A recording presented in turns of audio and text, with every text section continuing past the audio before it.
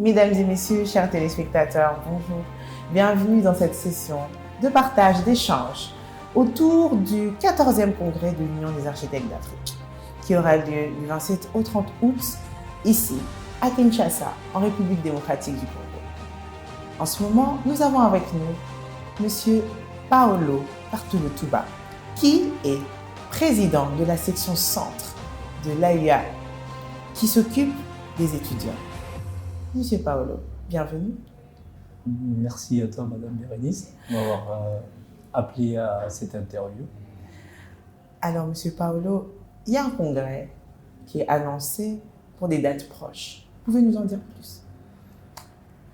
Le congrès de l'AIA, c'est un événement assez important pour les architectes, mais aujourd'hui, je vais parler aux autres étudiants, juste pour dire que c'est aussi très important pour eux, parce qu'à l'occasion de ces congrès, ils ont la chance ou l'occasion de pouvoir participer au Campus Archi, qui est une activité très intéressante pour eux parce qu'il nous permet quand même de prendre contact avec les étudiants d'autres universités. Comme vous l'avez dit, je m'occupe de la région centrale, mais à l'occasion de ces congrès, on aura tous les représentants de chaque région, donc les 5 régions, le nord, le sud, l'est et l'ouest. Alors, c'est une opportunité pour les étudiants en architecture de pouvoir rencontrer les autres étudiants d'autres régions. Merci beaucoup. Donc, vous voulez dire que le congrès ne concerne pas seulement les professionnels? Ah oui. Donc, les étudiants aussi sont conviés et il y a toute une organisation pour eux? Oui, exactement. Alors, pour parler de cette petite organisation, les étudiants qui prendront part à ces congrès se verront dans des activités, des workshops. Je me rappelle de l'époque quand on était encore étudiants. On a eu à participer à un workshop qui nous a permis de rapprocher des frontières qui étaient très éloignées. On était en face des étudiants qui venaient du nord, précisément de la Belgique. Et avec les congrès de l'AIA, c'est pour briser toutes les frontières en Afrique. Ces congrès permettent aux étudiants de comprendre que l'architecture, c'est une très grande famille, où on pourrait la partager avec les autres qui vivent dans des coins très différents de nous, et arriver à trouver des réponses qui nous concernent tous. Renforcer la panafricanité, réunir tous les Africains autour d'un thème pour pouvoir ressortir des solutions. Voilà ce à quoi on peut s'attendre lors du 14e congrès de l'Union des architectes d'Afrique pour les professionnels, mais également pour les étudiants. En parlant d'étudiants, est-ce qu'il s'agit seulement des étudiants d'architecture? Voilà, pour répondre déjà à cette question, je vais commencer par parler du métier de l'architecte. L'architecte est celui qui apprend son métier pour travailler avec tous les autres corps de métier. Comme on nous a appris quand on était étudiant que l'architecte était le chef d'orchestre, et cet orchestre est organisé autour de plusieurs spécialistes. Déjà, nous avons eu un concours que nous avons lancé il y a une année, et quand on sera au congrès, et au Campus Archi, on sera en train de remettre le prix à tous ces gagnants. Je vais juste te dire quoi. Vous verrez que quand on sera en train d'appeler les différents gagnants du concours, vous verrez des étudiants en urbanisme, en ingénierie, en plomberie, en électricité, dans toutes les autres sciences possibles qui concourent autour de l'architecte.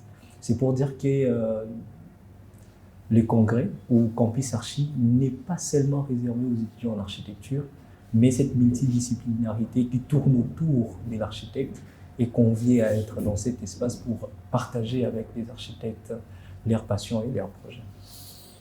Leurs passions, leurs projets. Donc, dans votre tableau, vous peignez l'architecte, les étudiants en architecture comme des personnes passionnées, mais qui sont appelés à travailler appelés et à gérer des professionnels de plusieurs autres disciplines. Alors, est-ce qu'on peut dire que le congrès se veut fédérateur de toutes ces parties prenantes et que le fait de s'asseoir ou de discuter, comme on dit, autour de l'arbre à palabres, pourrait avoir un résultat quelconque sur le thème? Bien sûr, exactement. Nous pensons que ces congrès, en tout cas, encore une fois, parler des étudiants, il y a déjà beaucoup qui sont curieux à ce qu'on va faire ces jours-là. Et les workshops, déjà, la question va se poser sur la question de la ville. Et on sait, quand on parle de la question de la ville, il y a déjà les topographes qui va passer avant nous, il y a l'urbaniste qui va passer avant nous, celui du territoire qui va passer avant nous, avant que l'architecte commence à designer. Et quand l'architecte sera en train de designer, il y aura d'autres spécialistes qui vont s'intégrer à son projet, donc les architectes intérieurs, les électriciens et tout ça, pour arriver à donner une réponse avec un projet cohérent. Alors pour dire que cela va nous amener, nous tous, à un but commun, pour dire que ce n'est pas seulement l'étudiant en architecture qui en profite, mais c'est tout celui qui va travailler autour de lui, autour de ses projets, qui a des réponses, qui apporte un plus, une autre façon de voir, une autre façon de faire, pour que nous puissions résoudre nos problèmes internes.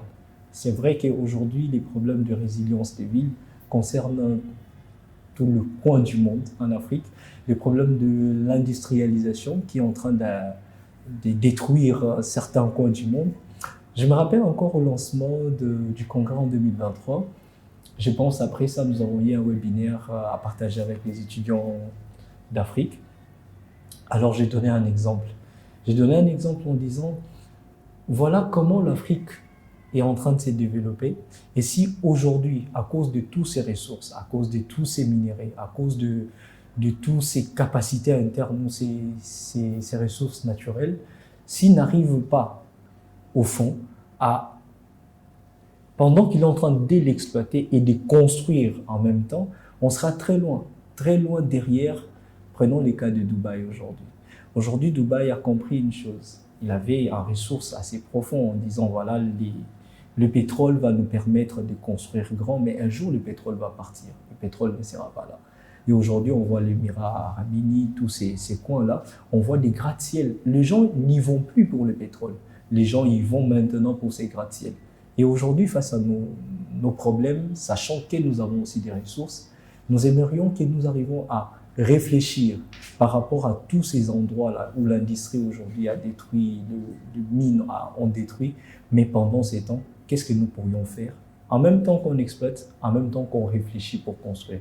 Et l'étudiant qui est en train de visionner, parce qu'il a beaucoup d'idées dans sa tête, c'est vrai, il n'est pas encore construit, parce qu'il sera en train de réfléchir à toutes ces thématiques orientées par ses aînés, qui sont les architectes, pour les aider à voir mieux dans l'avenir de l'architecture, seront en train de réfléchir sur le thème, seront en train de réfléchir sur un point bien précis pour donner des réponses à ces problèmes, de manière à ce que demain, si ces catastrophes, en disant du séisme, ces catastrophes en parlant de quoi, de friches industrielles, qui des fois restent des zones sans vie, mais nous pourrions redonner vie dans ces zones. Raison pour laquelle le workshop serait en train de repenser ces friches-là qui ont été délaissées et comment on pourrait redonner vie dans ces endroits pour permettre à la vie de reprendre autrement à ces zones-là. Quel contenu intéressant pour ce workshop qui fait partie de l'organisation du congrès. Ce que l'on peut retenir, c'est que ces étudiants participants pourront réfléchir à ce qui pourrait constituer les éléments de la résilience, afin de non seulement les appliquer pour le workshop, mais que cela puisse rester un acquis pour le futur exercice de leur profession. Voilà pourquoi ce congrès concerne non seulement les professionnels, mais également les étudiants. Avez-vous un appel ou une invitation particulière à faire? Alors, cette invitation est vraiment ouverte à tous les étudiants déjà en architecture, mais pas seulement que les étudiants en architecture. Tout le corps de métier qui tourne autour de l'architecte sont tous invités à prendre part à ces activités. Aujourd'hui, ça se passe en Afrique, précisément au Congo, Kinshasa. Mais cet appel, comme nous savons, nous sommes l'union des architectes africains, avec l'Ordre national du Congo, de tous les architectes. On ouvre cette grande porte, raison pour laquelle nous recevrons déjà dès ce 26 des étudiants venant de l'étranger. Ils prendront part à l'activité qui va commencer le 27. Et pendant ces temps-là, nous profiterons de beaucoup de choses. Tout à l'heure, j'étais en train de parler du workshop. Mais en dehors du workshop, il y a les réseautages qui permettra aux étudiants de pouvoir partager, parler avec des étudiants qui viendront d'autres écoles. En dehors de ça, il y aura des moments de visite parce que Kinshasa, c'est quand même une très belle ville. On a pas mal de bâtiments qu'on pourra visiter et partager l'architecture avec eux. Et surtout, avoir des bons souvenirs et créer ces réseautages à des très longues distances. Mais ces congrès vont nous permettre carrément de nous rapprocher. Alors cet appel est lancé à tous celui qui nous entend, tous celui qui aimerait connaître un peu plus sur l'architecture, en tout cas étant qu'étudiant ou pas encore étudiant, parce que nous sommes encore ouverts à ceux qui sont en train de penser pouvoir accéder aux études d'architecture.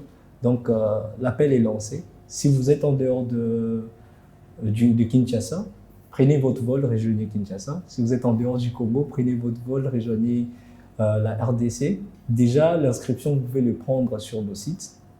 La plateforme qui a été créée pour le congrès AIA 2025. Il suffit d'y aller et de s'enregistrer. Et étant étudiant, vous verrez qu'on a pensé aux étudiants pour que ce soit beaucoup plus facile pour eux de prendre part. Pour ceux qui vont consulter les sites. Bon, c'est une surprise. Pour ceux qui vont consulter les sites, ils se rendront compte que voilà, on les a pas mis de côté. Donc, les organisateurs ont été très larges. Ils ont compris que l'avenir de demain dépend de vous, les étudiants. Et prendre part à ces congrès, c'est vous permettre de pouvoir anticiper les problèmes qui sont en train de déranger nos vies. Voilà le message que je peux lancer à tous les étudiants, de pouvoir nous rejoindre et de profiter de ces moments-là qu'on sera avec eux.